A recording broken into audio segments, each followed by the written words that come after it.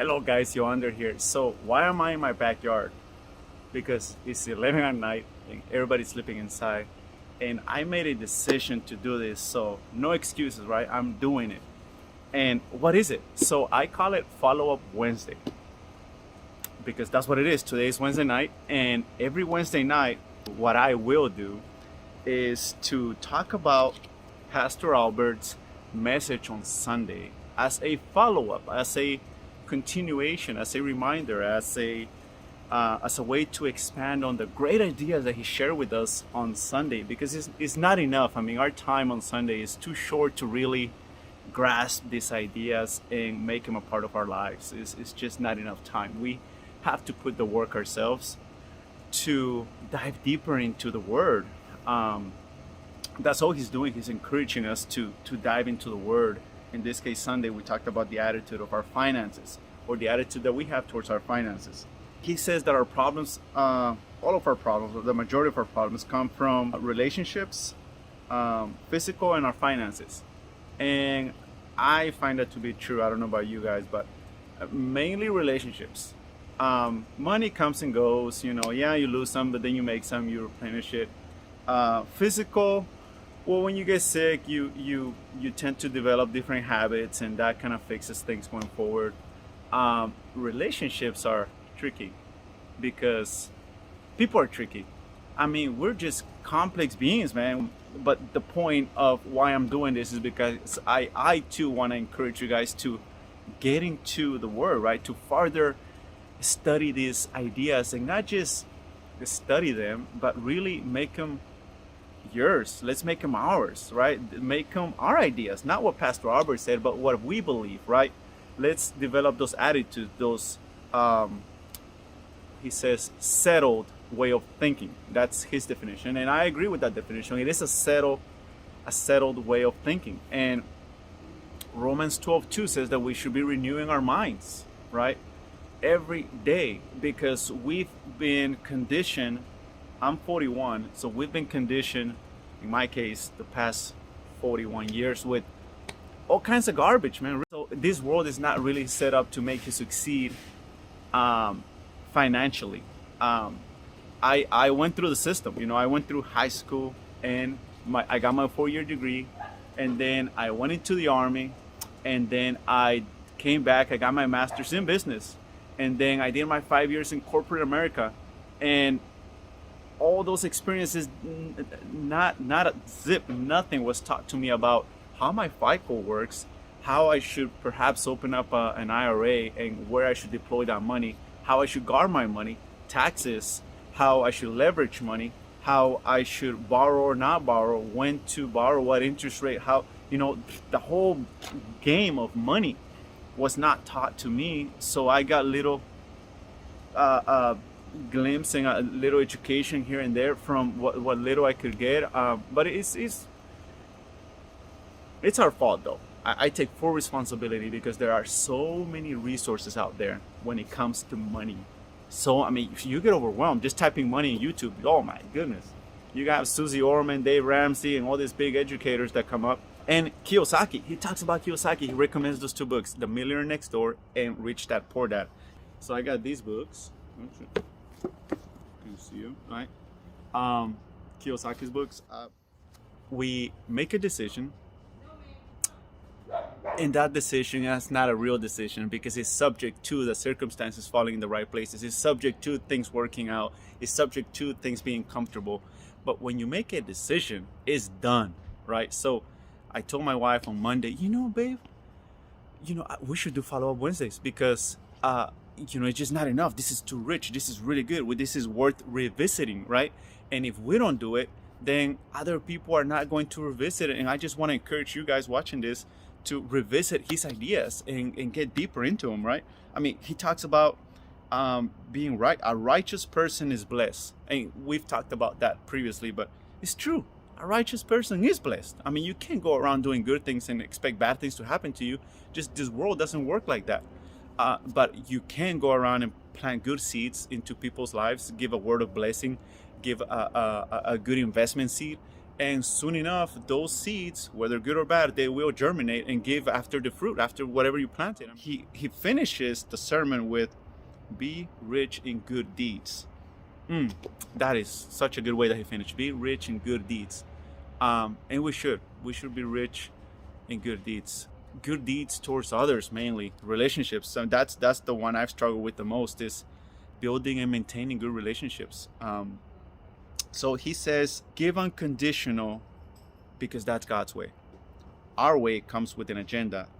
So we gotta beat the flesh into submission, because by doing that, we exhibit an attitude. It's true. When we give unconditionally, that is God's way. That's how he operates.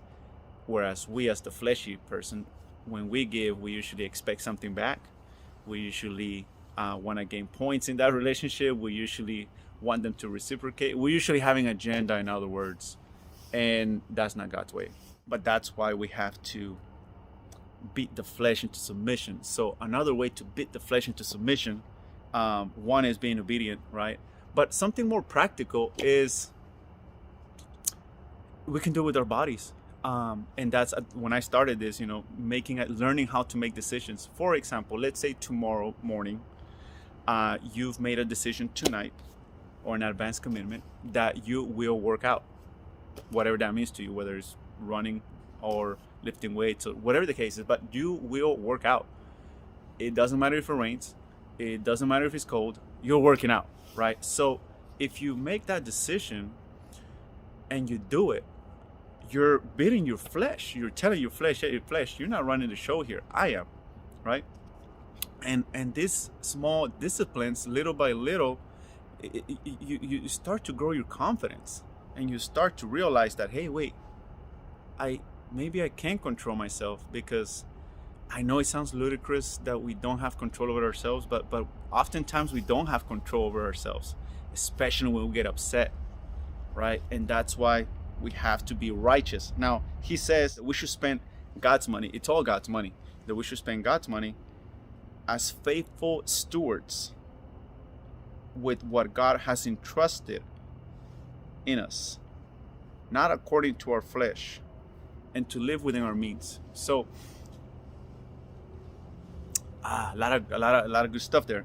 To live within our means, that's pretty self-explanatory, right? Live within our means. I recently bought a car, and I could have gone for the newer model, but I wanted to stay within my means, and I only financed $16,000. I could have paid the whole thing, but the point is, we all know our levels, right? We all know what within our means mean, and we know when we're overstretching. We know when we're not being good stewards of God's money. Faithful stewards about what God has entrusted in us. See why we need to revisit this? I mean, I'm having a hard time just reading it. Well, one is my writing is not the best. I mean, the flesh wants to buy Lambos, watches. The flesh wants to show off. The flesh wants to exhibit the ego, and show off things just for showing off sake, just to get attention to the flesh. Hey, look at me, I'm big balling. Hey, I made it, right? Look at me. Hey, buy my course, I'll teach you how to XXX. I mean, that's why it's so important to beat our flesh into submission every day. Daily prayer doesn't say, God, take away temptation. He says, lead us not into temptation. So temptation will be there. Temptation, it's always going to be lurking around the corner, but we have to be smarter than that. We have to get into the Word every day, get closer to Him. And I think that's how we start developing this attitude, or the healthy attitude towards our finances, by the Bible's influence. That is going to give us direction from our established ways of thinking. 11 of the 39 parables that Jesus taught had to do with money. So 11 out of the 39 parables were related to money. So this is an area that is definitely worth studying. That book he recommends, and he uses that example in Rich Dad Poor Dad, that the power of our words, the power of our vocabulary. Rich Dad would say, how can I afford it? Poor Dad would say, we can't afford it. So just that little subtle difference in our attitude towards our finances is going to determine how our mind reacts. If you say, I want this Tesla, but I can't afford it, that's it, you're done. Your mind closes, your mind won't find ways to get it. But if you look at the Tesla, how can I afford it? That's it. That opens up your mind. Your mind is going to start it's going to start working in the background. What resources do you have? Do you have the credit for it? Maybe you can take another job. Maybe you can do this deal here. Maybe the point is your mind starts working based on what resources you have. You really want that Tesla. But I found, going back to decisions, that unless you make a decision, you're never going to get that Tesla. Why? Because circumstances are going to get in the way. And it's just the way it works. When we set up a goal, that's the reason why most people fail. They let the circumstances stop them, right? So let's say the book represents where I am, and this represents where you want to be. So there's a big disparity, right, between where you are and where you want to be. And my hand represents circumstances. So you're going along, you're doing it, you're taking action, and boom, you hit a circumstance. I don't know. It's different for everybody. For me, the circumstance was I got ripped off. I was disappointed. I was cheated. I was straight. And that was discouraging, yes. But I moved my goal. I'm just being honest. I moved my goal instead of fighting through those circumstances and sticking to my goal. And as a result, I wasn't satisfied when I reached that goal. And I spent a lot of money, time, and resources getting a goal that I knew deep within my heart that it wasn't the right goal, but I was too weak in character to stick to it, to not give in to the circumstances, to not let the circumstances keep me from achieving that goal. And part of that was faith. My fear was bigger than my faith back then. And I'm still working through this. I find myself, I think we all fear every now and then. I find myself less now, but I still fear. Of course I fear. And I get back in the Word. I get back in the Word and remind myself that I've already won. God's got my back. All I got to do is do my job, connect to Him, increase my faith so that my faith is bigger than my fear. If when I'm contemplating that goal and circumstances show up, okay, circumstances here, let's do this, let's fight through it. And now I look forward to these circumstances because I'm no longer living from the outside in. See, the outside in to me means that circumstances shows up, oh, what am I going to do? Right? Almost like, especially as Christians, we shouldn't do that because that's basically communicating, advertising our lack of faith. To put it plainly, that's what it is. We're advertising our lack of faith when we hit a roadblock that we can't seem to get out of. We can't seem to find our way around it. The point is that we must exercise our faith. When our faith in ourselves, in our ability to make money, to multiply money, to keep money, to save money, is by studying books like this, like Kiyosaki. Yes, I mean, great mind. Now, let's not believe everything Kiyosaki says. Let's not believe everything Dave Ramsey says. Let's think for ourselves and analyze it. Do I really believe that leverage is a good thing if you increase your financial IQ? Well, do I really believe that your house is, he says your house is not an asset. His definition of an asset is if he puts money in your pocket, it's an asset. If he takes money away from your pocket, it's a liability.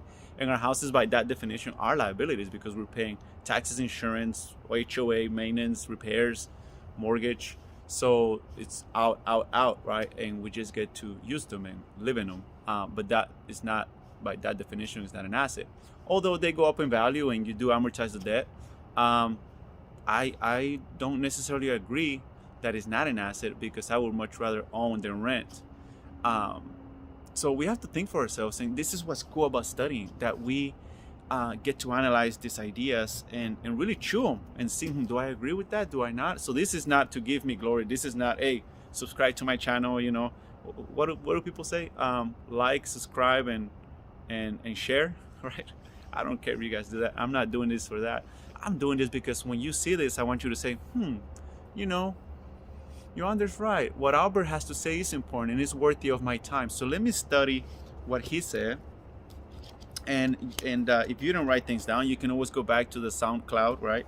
And it's not even about Albert either, really. All Albert is doing is encouraging us to get into our word, right? So, let's get into it. Yes, it's worth our time and effort. It's worthy of us to get into our word. And what does God have to say about finances? What are those 11? I haven't done that yet. What are those 11 out of the 39 parables that have to do with money? and how can we apply those lessons from those parables into our lives. And one of the exercises that has been very helpful to me is whenever I want something, I really want something, what I do is that I write it on a piece of paper, right? Whatever my goal is, I write on the piece of paper. And then I start thinking on it. Okay, the last time I did this was with, oh yes, with my refinance. Okay, so for the longest time I wasn't lendable. Even though I own a lot of real estate, I personally wasn't lendable. So one of my goals was to get this. I was struggling with this house I bought, a mountain home. I was struggling with the refinance. There's just so many obstacles. So I was just hitting roadblock after roadblock with this refinancing. So I put, my goal was in the future state. My goal was, I stated it as if it was already done, right? Because God tells us that to ask things in His name and it will be done unto us. So I've refinanced this property, or the refinance is done, or something like that. I knew what I meant. To you, it would mean nothing, but I knew what I meant. It was a very personal goal. I just really wanted to not only refinance it, but become financeable. So, man, what are these banks want? Okay, FICO, okay, assets, okay, history, okay, boom. So I didn't know where to start, because prior to this house, I didn't really need to have my finances really together, because I would get by with hard money, sub-2s, and owner finances. But now that I wanted to be lendable, it was a challenge. So I put that on the very top, and then I just started thinking on it. What it would be like. I transported myself in the future, and I said, yeah, okay, if that loan was behind me, oh man, that would be awesome, And I started to get emotionally involved, and as soon as I did that, boom. I mean, it took about 10 minutes to really get into the spirit of that moment in the future, that I was lendable, and what it would feel like and what it would be like to be lendable. So there's 3 things that I really think are the great equalizers. Well, one is obviously God, right? I think Jesus is the great equalizer for Albert said something I think it was last week. I had a hard time telling another man that I love him, because hey, I love my wife. I don't tell a guy I love him. What the heck? He's gonna think I'm gay or something. So I had again, we're talking about attitudes, right? That was my preconceived, my settled way of thinking. But Albert said something really interesting. He said that you're not telling the person, the flesh, that you love him. You're telling the spirit that you love him, right? So, and there's many men that I really wanted to say, I love you, brother. There's many people in my life that I wanted to say I love you, because I do love them, but my ego was in the way. And so I noticed I needed to work on that. As soon as he said that, just these little subtle golden nuggets are so worth revisiting. And that's the reason why I'm doing this, right? Because there are many golden nuggets that he throws at us. Hey, did you catch them? Did you catch them? Right? But if we're not ready, if our heart is hardened, they're just going to bounce up. But if our heart is ready, if we're there ready to learn, eager for God's word, and it's not about Albert, it's about God, right? And he'll tell you, it's not about me. And it's not about me either. I just want to encourage you to get into the word, revisit these ideas, and grow spiritually, grow your faith, and let's all grow, right? But when Albert said that you're saying I love you to the person, that you're not saying I love you to the person, the fleshy person, you're saying I love you to the spirit, right? I said, that makes so much sense. And when that day, a really good friend of mine, I told him, I didn't tell him I love him. I told him I appreciate him. I said, hey man, I don't think I've told you this before, but you're just a really good friend of mine. I just want to tell you I appreciate you. It was one of those moments. I got emotional. He told me he needed to hear that, and that he felt the same way. And our relationship, we're not weird about it. I mean, we love each other. It's just that I wasn't man enough because it's counterintuitive, right? That real men say they love to each other, and I think it's true. Real men have learned to conquer their ego. Real men have learned to submit the flesh, right, to God's ways, to be righteous and to be obedient. And God, I mean, His greatest commandment is to love each other, right? And so it doesn't mean we're gonna go around and say, "Hey, I love you, bro. I love you." Well, some people do, but I think if you overuse it, then it stops being effective. But I only say I love you to specific people whom I really do love. I mean, I love everybody, but it's a different love. You know, I mean, yes, if you're watching this, I love you, right? But there are specific people whom I really appreciate in my life, and now I'm more open to let them know that, because I'm not telling them that, I'm telling the Spirit that. So I'm working on that, on connecting more at the spiritual level. And to do that effectively, we have to start our day with the Word. It could be a little subversive, but you know, it gets a lot easier when we make a decision. This is episode 1, so next Wednesday, every Wednesday I'm gonna do this. And if you're watching, excellent. Hope you get something out of this, right? Go back. Matter of fact, go back and listen to the. It's on SoundCloud. It's on YouTube as well. To Albert's message on Monday and Tuesday, and then watch this to further reinforce and reiterate the ideas. Point is to revisit these ideas because they're really powerful, and one idea can have a big change. Just that the energy behind that idea was not being too full of ego, not conquering the ego. So it was a big step for my personal growth into conquering the ego. I'm not there yet. I still got ways to go to conquer this ego, and to beat my flesh into submission and let him know who's boss, right? Hey, I run the show, flesh. You don't. We're gonna be obedient to God's way. We're gonna do things God's way. We're going to give without an agenda. We're just going to be righteous, and we're going to be rich in good deeds. Okay, guys, I'll see you next Wednesday.